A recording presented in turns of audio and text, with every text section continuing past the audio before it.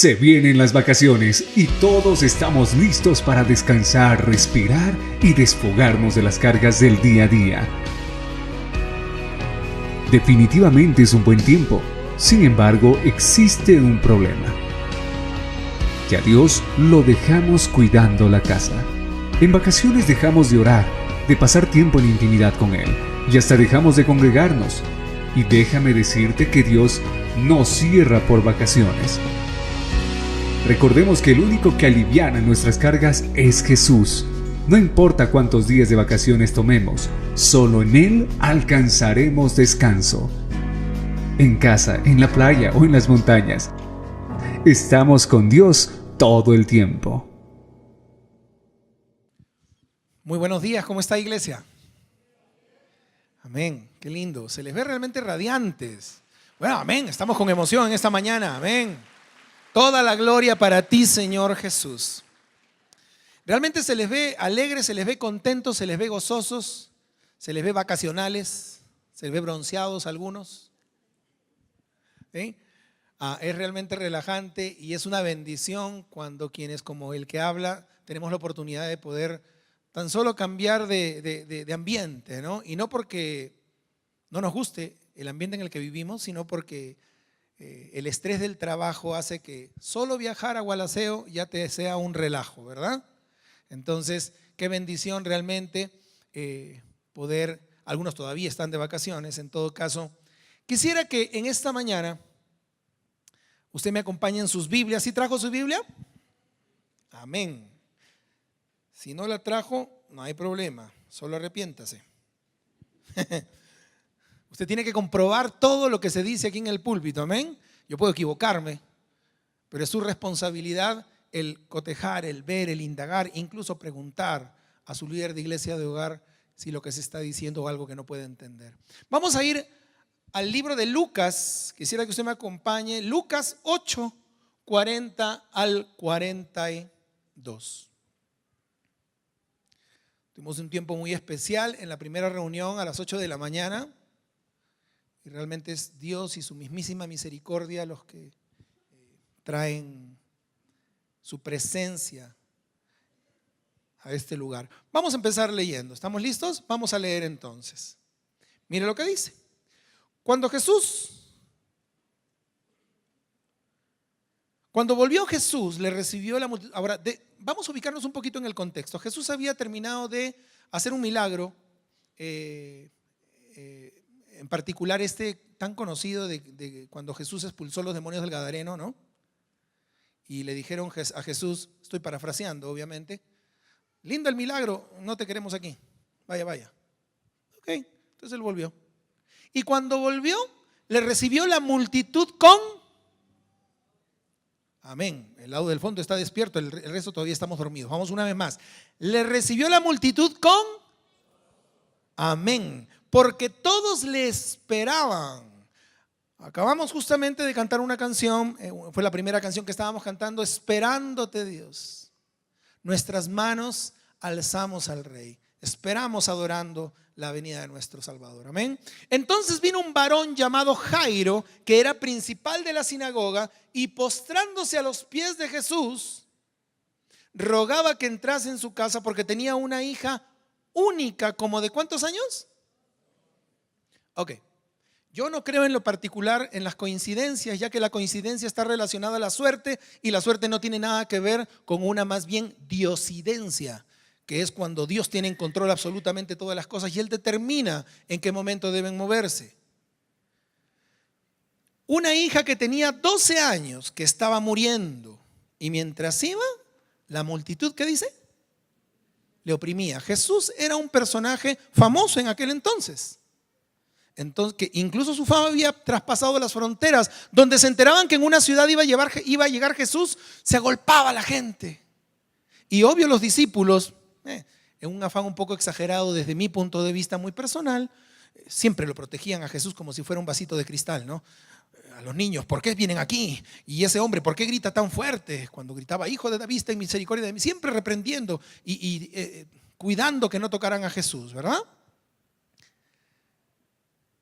Ya vamos a entrar al fondo del tema. Miren lo que dice Lucas 8. Vamos a ir al siguiente, ni bien esto funcione. Ok. Ahí estamos medio apuntando. Ahí está. Pero una mujer que padecía de flujo de sangre desde hacía ¿cuántos años? Wow.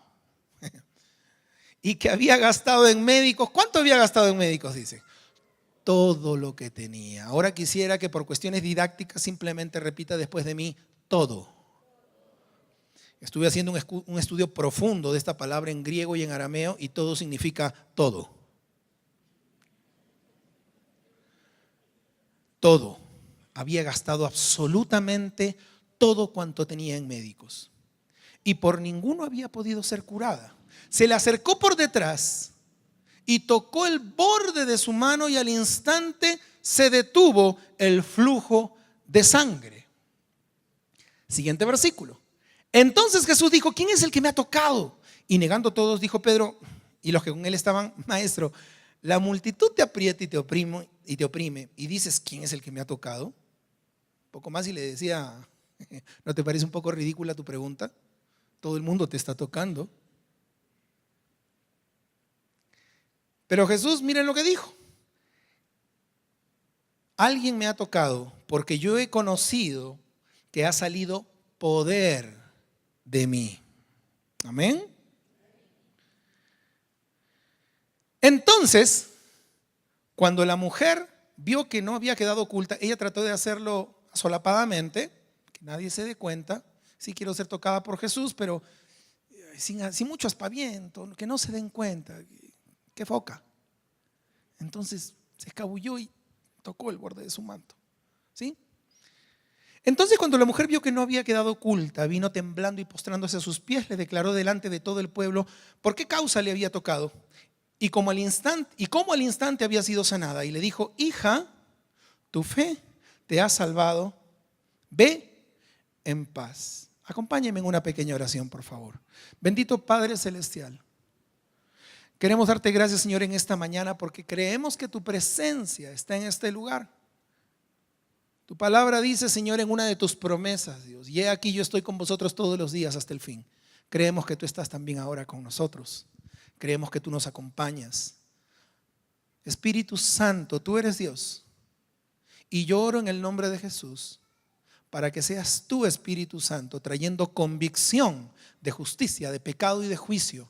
Que seas tú rompiendo con toda atadura de maldición, con todo aquello que no está alineado con tu palabra. Tu palabra preciosa que es lámpara a nuestros pies y lumbrera a nuestros caminos. Gracias, Padre. Quita tú el cansancio, quita tú, Señor, el sueño, quita tú la indiferencia espiritual, Dios. Y oro en el nombre de Jesús que seas tú moviéndote, en el nombre de Jesús. Amén. Amén.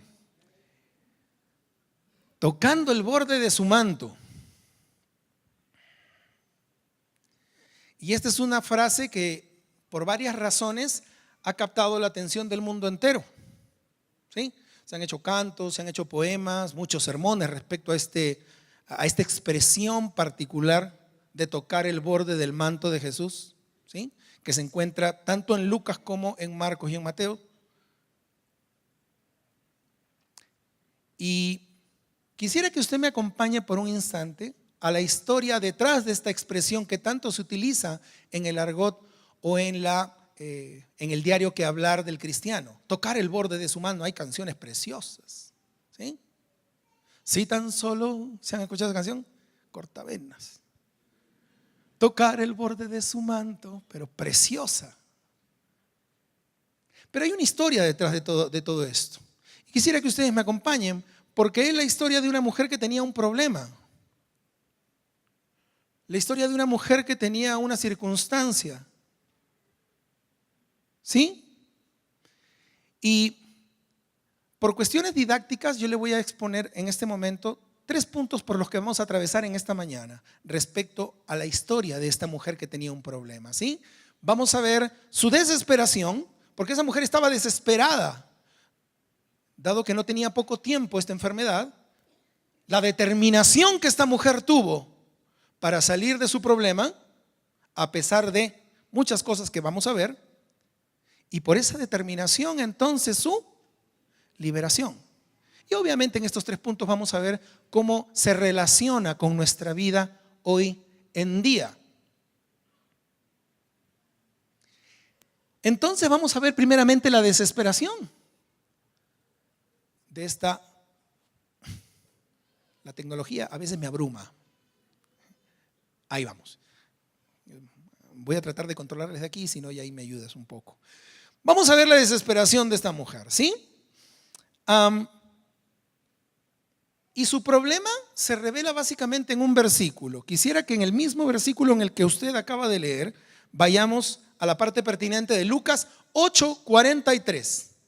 Pero una mujer que padecía de flujo de sangre desde hacía 12 años y que había gastado en médicos todo lo cuanto tenía y por ninguno había podido ser curada. Yo no soy especialista en términos médicos, pero estudiando obviamente las escrituras, lo que dicen los estudiosos al respecto, muy probablemente esta mujer había estado sufriendo de una metrorragia crónica, que no es otra cosa que un constante y por mucho tiempo fluido de sangre, emanación de sangre de esta persona, y por más de una década. Esta mujer estaba física, espiritual y económicamente hecha pedazos. Y si yo le pregunto a usted rápidamente, creo que no hay que ser muy inteligentes ni tampoco recibir una gran revelación para que lleguemos a la conclusión de que más del 80% de los que estamos aquí tengamos alguna necesidad para con Dios. ¿Amén? Qué bueno que dijeron amén, no quería ser el único. Todos venimos con una necesidad, todos venimos con una dolencia, todos venimos con una enfermedad delante de Dios. ¿Por qué esta mujer tenía una dolencia física? Bueno, era bastante obvio, ¿verdad? Tenía una enfermedad incurable. No olvidemos que el versículo que acabamos de leer, ¿quién lo escribió? Lucas. ¿Y cuál era la profesión de Lucas? Ya, si alguien sabía de ese tipo de problemas, era Lucas. Y si él decía que era incurable, al menos para esa época, era incurable, ¿sí? Y este continuo emanar de sangre en lo físico había llevado a esta mujer, es cuestión simplemente de lógica deductiva, nada más, a una anemia muy fuerte. Anemia la cual muy probablemente la haya demacrado en su rostro y en su apariencia. Y no solamente eso, quienes como el que les habla ha pasado por alguna anemia, uno se queda débil. ¿Sí? ¿Cómo pudo una mujer con semejante enfermedad física abrirse paso entre la multitud que se agolpaba ante Jesús? ¿Cuál es la enfermedad, mi hermano y mi hermana, que en esta mañana tú estás trayendo delante de tu Dios? Nómbramela. Dime tú el nombre. Cáncer. El nombre de Jesús es más poderoso que el cáncer. Quistes en el ovario. El nombre de Jesús es más poderoso que los quistes en el ovario. Es que tú no entiendes esta enfermedad. No hay nombre para esta enfermedad. La ciencia no ha descubierto nombre para esta enfermedad. El nombre de Jesús, cuando se descubra, va a ser más poderoso que este nombre. Poderoso su nombre, ese es lo que acabábamos de cantar. Su nombre es poderoso. No hay otro nombre dado a los hombres por el cual nosotros podamos ser salvos, sino el nombre de Jesús. Si tú estás aquí en esta mañana por primera vez, ¿cuál es la necesidad con la que estás viniendo delante de Dios? ¿Cuál es tu enfermedad? Quizás no sea tu cuerpo el que está enfermo, quizás sea tu relación con tu pareja la que está enferma. Quizás sea la relación con tus hijos, con tu hija o con tu hijo.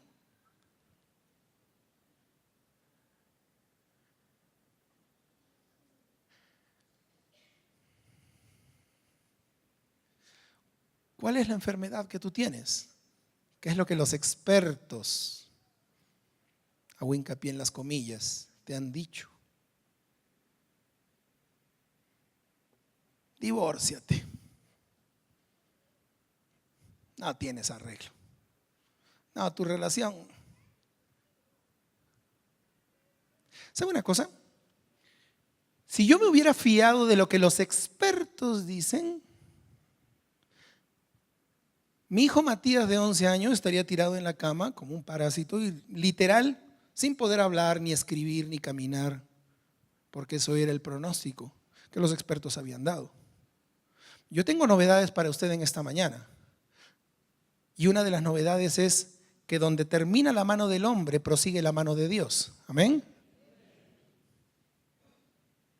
Porque lo que de pie tú no puedes conseguir, de rodillas es Dios quien lo hace por ti. El libro de Efesios en el último capítulo dice que nuestra lucha no es carnal, sino espiritual. No es que tanto haces, sino que tanto le permites a Dios hacer.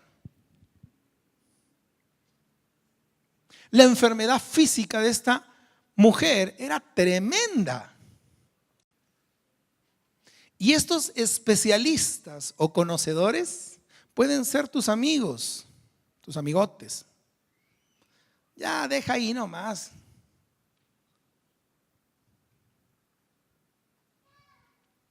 No solamente esta mujer estaba mal físicamente, también estaba mal económicamente. Dice la Escritura que había gastado todo lo que tenía en médicos. Y gloria a Dios por los médicos realmente, porque yo creo por convicción en mi vida que la medicina es una ciencia que Dios le ha permitido al hombre descubrir para bendición de nosotros mismos. Es un milagro que podamos descubrir cada vez más nuevas curas y nuevas cosas. Pero esta mujer había gastado todo cuanto tenía en doctores y nada había ocurrido. Había hecho todo lo humanamente posible. Cuando tienes un problema, ¿qué es lo primero que hacemos? Yo sé que eso no pasa aquí, pasa en otras partes, pero lo primero que se hace es, y ahora, don Juanito, que vive aquí a 2 cuadras, él presta con un interés alto, pero no importa, chulquero. Voy a pedir un préstamo al banco y no pagas los 2 que ya tenías atrás. En lo económico. Señor, dame, y no damos. Y sabemos que hay un principio en el reino que dice que para recibir primero tienes que dar. Dad y se os dará. Es una consecuencia lógica. Económicamente estaba mal, pero lo que a mí me aturdió era que también espiritualmente esta mujer estaba mal. Y usted dirá, espiritualmente, ¿por qué? La pobre mujer estaba buscando de Jesús. Ya le explico rápidamente, verá. En la ley mosaica, en la ley judía de aquel entonces, una mujer que emanaba flujo de sangre era considerada inmunda y tenía prohibido siquiera acercarse al templo. Esta pobre mujer por 12 años no pudo hacer, y obvio, la presencia de Dios en el Antiguo Testamento no estaba en las personas, sino sobre ciertas personas. Realmente la presencia de Dios estaba en el arca del pacto, o sea, en el templo. Esa mujer no pudo venir delante de Dios. Gracias a Dios vivimos por gracia y no por la ley. Pero esta mujer ni siquiera pudo acercarse al templo. Y muy probablemente, estoy elucubrando un poco quizás, haya sido muy juzgada por la sociedad de aquel entonces. Claro, es una mujer que está inmunda. Ojo, el que tocaba a una mujer que estaba con emanación de sangre también era inmundo, nadie la tocaba. Y la ley judía le daba incluso autorización al varón para que se divorciara si es que esta mujer tenía un flujo constante y por tanto tiempo. Pobre mujer, ¿no? Física, económica y espiritualmente mal. Yo creo en el nombre de Jesús que cualquiera sea la circunstancia por la cual estemos atravesando, el nombre de Jesús rompe con toda cadena y maldición en lo físico, económico y espiritual.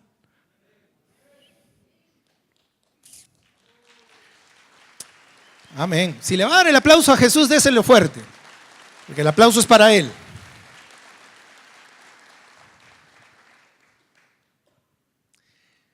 ¿Sabe una cosa? Esta mujer era el cuadro perfecto de todas las personas que están fuera de Cristo.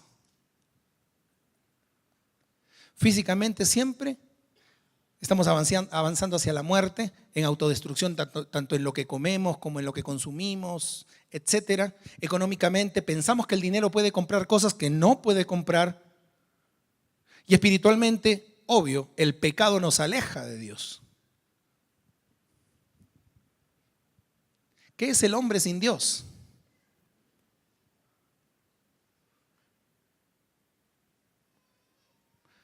Yo creo que el hombre sin Dios es como un puerto sin mar, como una playa que no tiene gaviotas, como un barco sin timón, como un ceviche sin limón.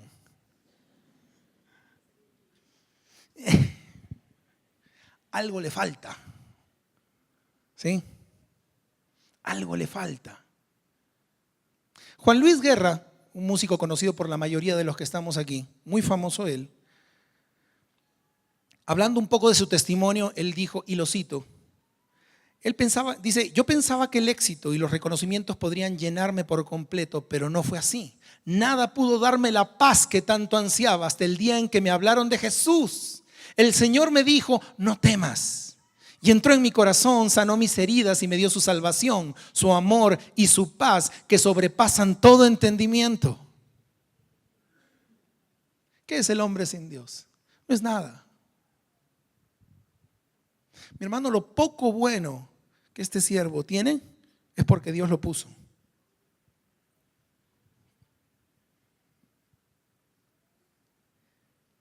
Y a pesar de toda esta circunstancia, porque esto es todo el cuadro trágico de la mujer, pero dijimos que íbamos a ver 3 puntos.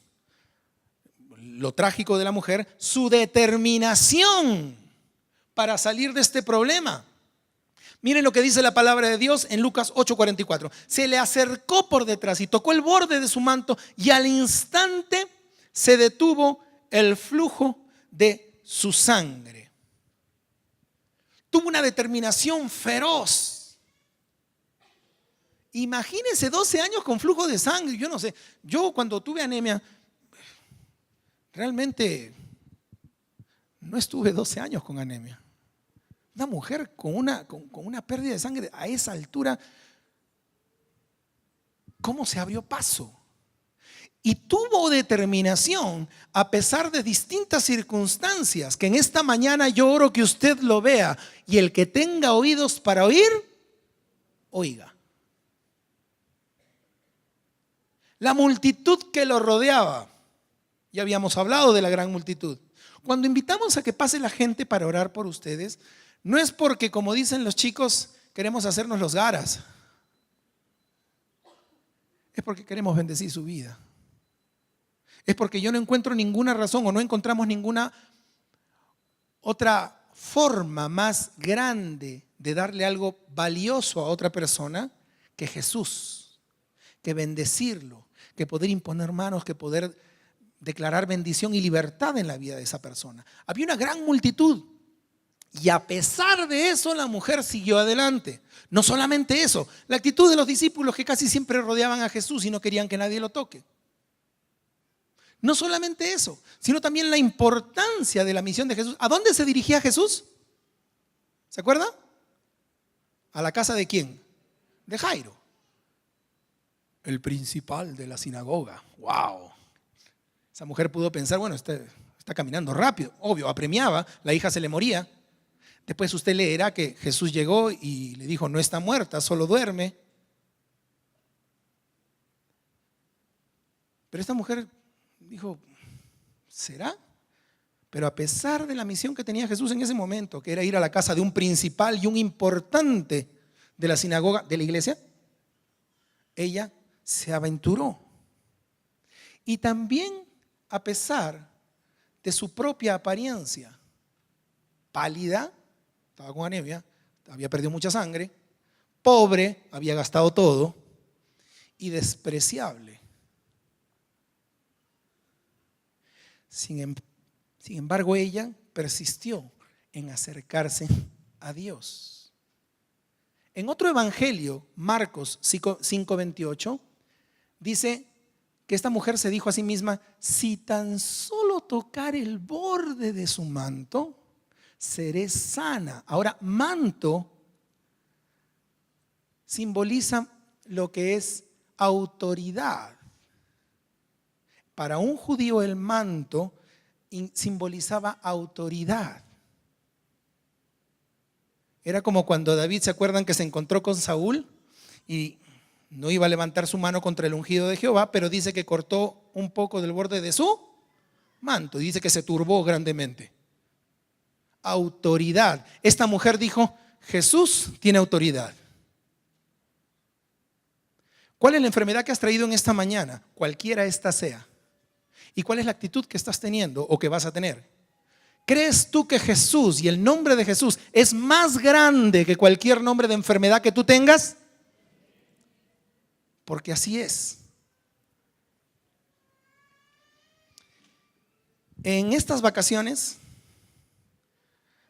mi familia y yo tuvimos la bendición de poder ir a las playas de mi querido país, Portumbes. Y pasamos un tiempo bastante lindo y bastante bonito. Nos preparamos desde temprano, aunque salimos de noche, pero desde temprano. Y nos fuimos para el terminal para tomar el bus. Ahora bien, mi hijo Matías tiene 11 años. Por alguna razón, básicamente de su estabilidad, etcétera, tiene cierta dificultad a la hora de caminar, le tiene no solamente un pánico, sino un pavor a los buses o a subir a los buses y pasar por el pasillo que lo llevaría a su asiento. Obviamente, dije: ok, mijo, vamos, usted tiene 11 años, vamos a ir, usted sí puede. Papi, pero tengo miedo. Vamos, usted puede, acá estoy. Lo cogí por detrás, le dije: a ver, ya, agárrese de aquí. Uy, ese niño, sus manitos se convirtieron en ventosas de pulpo. Se aferró de una manera a mi brazo que casi me dolía. Y comencé a avanzar con él. Y él se puso tieso. Más tieso que el pan que venden en una mala panadería. Tieso. Y empezó: papi, a ver, Matías, ya, vamos. Y llegamos. El bus hizo una parada pequeña en las típicas tiendas donde se para para que o vayan al baño o compren algunas cosas. Y volví y mi hijo quería ir al baño. Entonces le dije: Matías, no me vas a hacer pasar vergüenza. Ya, papito. Lo puse una vez más por delante, otra vez las ventosas, y comencé a caminar. Y entró en un pánico tal que casi gritaba. Obviamente yo avergonzado, bajamos, lo llevé al baño, me senté y lo reprendí duramente. Le dije: ¿cómo puede ser posible que un niño de 11 años le tenga miedo a este tipo de cosas? Perdóname, papito. Termina. Yo voy a estar afuera comprando. Mientras iba comprando, el Señor me tocó de una manera muy fuerte en mi corazón. Y me dijo directamente: aun cuando tú tienes miedo al futuro y de caminar hacia el futuro, yo siempre estoy abrazándote y siempre te estoy pegando a mi pecho y te estoy besando y dándote ánimos para seguir adelante. ¿Se imaginará usted en ese momento la tremenda convicción de justicia, pecado y juicio que el Espíritu Santo trajo a mi vida? Y me sentí muy mal. Entré al baño, me senté con mi hijo y le dije: hijo, perdóname. Obviamente él se quebrantó y me abrazó fuertemente y me dijo: papi, es que no sé qué hacer, tengo miedo. Salimos de allí y después de haber recibido esta revelación de Dios, simplemente lo abracé y lo empecé a besar y le dije: aquí está tu papi, tranquilo, yo estoy contigo, mi amor. Y subimos y lo hizo decentemente bien. me fastidiaba que no tuviera esa determinación.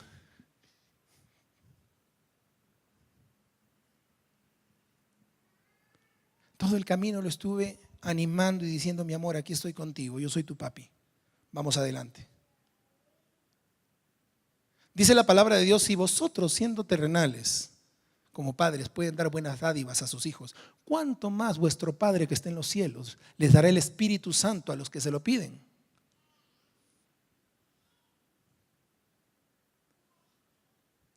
Porque el Señor en esta mañana lo que está haciendo es susurrarte en el oído y decirte: cualquiera sea la situación con la que tú hayas venido en esta mañana, yo estoy contigo y voy a caminar contigo. El Señor no te da haciendo los trabajos, porque entonces nos hacemos cómodos. El Señor no es que te da haciendo las cosas facilitas.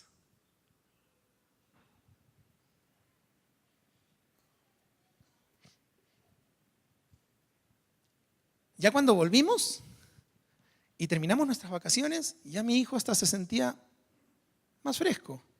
En el último bus que tomamos hasta lo hizo solo. Hasta se levantó desde su asiento para que oráramos antes de que el bus saliera. ¿Cuál es la determinación que estás teniendo tú para seguir adelante a pesar de los problemas? Porque cuando entonces tú permites que Dios te toque, cuando tú te acercas al borde de su manto, Dios entonces trae libertad a tu vida. Y fue lo que trajo esa mujer. La liberó. La liberó. ¿Cómo liberó a mi hijo de su temor? Sé que hay que trabajar. Dios sabe que hay que trabajar todavía contigo y conmigo, amén. El Señor sigue trabajando en nosotros hasta que Cristo venga por segunda vez y seamos perfeccionados. Dice la palabra de Dios en el libro de Lucas, terminando: entonces Jesús dijo: ¿quién es el que me ha tocado? Y negando todos, dijo Pedro y los que con él estaban: maestro, la multitud te aprieta y oprime y dices: ¿quién es el que me ha tocado? Pero Jesús dijo: alguien me ha tocado. Porque yo he conocido que ha salido poder de mí. ¿Sabe? La liberación de esta mujer de su problema fue porque tocó a Jesús. Pero no fue un toque común y corriente. Fue un toque de fe. Porque el resto también lo estaba tocando. Fue un toque de fe. Porque muchas veces, aún en la iglesia, hay la multitud y aquellos que quieren ser tocados por el maestro. Esta mujer ejerció una fe mucho más grande que los sanitos que estaban en su alrededor. Porque hay que reconocer que uno tiene una enfermedad para que entonces el Señor pueda obrar. Porque hay que vencer muchos obstáculos, dentro de ellos la vergüenza, para ser tocados por Dios. Porque yo sí creo que todos los que estamos aquí estamos llamados por Dios para tocar a este mundo que tanto necesita de Cristo. Amén. Pero tenemos que entender que para tocar, primero debemos ser tocados. Jesús, en este instante, como en cada domingo, como en cada reunión de iglesia de hogar, como cada vez que tú haces tu devocional en casa, pasa por tu ciudad, por tu familia, por tu vida. Y hay muchas circunstancias que impiden que tú te acerques a Jesús. La historia de esta mujer nos habla de una determinación tal que a pesar de su problema, su situación y su circunstancia, ella creyó, ella dijo: si solo le toco el borde del manto, yo sé que voy a ser sana. No importa que no me diga nada, no importa que no ore por mí, no importa que no me dirija ni su mirada.